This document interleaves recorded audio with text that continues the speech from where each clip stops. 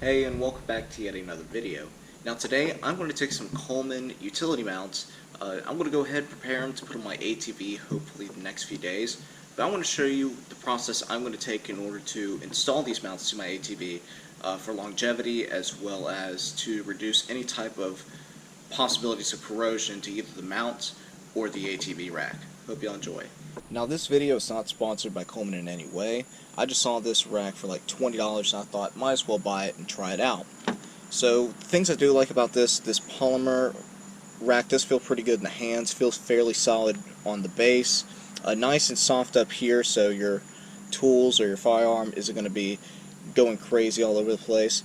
Good strong bend to it as well. And one of the biggest things is that it has about 2 or 3 extra inches up or elevated, so it should mitigate any problems with tools hitting the rack or anything like that, which is something I really do like. And having these extra holes here, you can bungee cord something else between the rack possibly, so just something to keep in mind. But as far as hardware goes, we have 8 screws, 8 nuts, and we have these brackets that will go under the bottom of the ATV rack. Now I want to go ahead and show you how I'm going to prepare these for installation. Now the first pieces I'm going to paint are these brackets that will go underneath your ATV rack, and I'll be using a product called Plasti-Dip to paint these. Now what Plasti-Dip is a rubberized paint, and it's quite durable with all the experiences I've had with it, and personally I prefer everything to match up, so I'm going to paint these black just like how my ATV rack is black, just so it matches a little bit better. And by using a rubberized base paint, basically it's going to be rubber on metal contact rather than these metal brackets against that metal bar, so hopefully it won't scratch it up as much and it won't cause corrosion between these metal brackets and the bar. Another way you can do this is by putting some electric tape down the middle of these veins, or you could even take a thin piece of hose, put it around the ATV rack, and then place these on if you don't feel like painting them. And personally, I think this is the best choice for my application.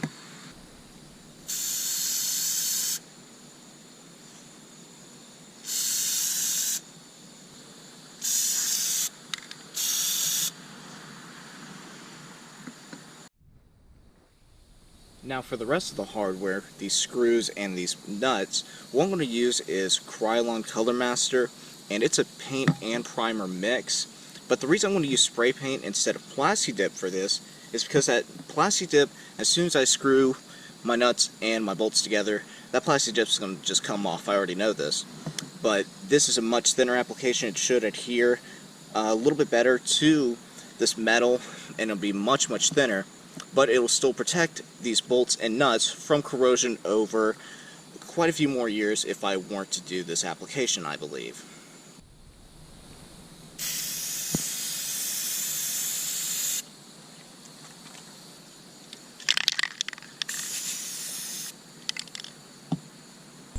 Here are all the pieces back in here. They're all painted black, everything like that. So, got the actual mount. Got our brackets, all of our screws, nuts, and everything, which you can't see on camera very well because the box is painted black, but they're there, I promise. Now we're going to take all this stuff, and I'm going to mount one right there, one on the front right there, and that way I have it right next to me whenever I can just reach up and grab it real quick from the handlebars.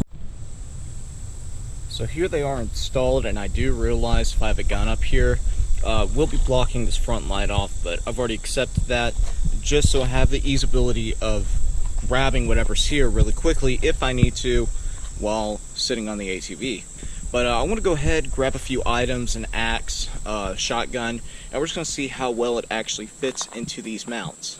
Now I just test fitted the shotgun and the axe. Both of them are very well fitted in here. I don't think there's going to be any problems going anywhere, no matter really what speed you're traveling, as long as it's not insane on really rough terrain or anything like that. But I will be using these racks throughout the day. I got a lot of work ahead of us. We're going to put some shooting houses out.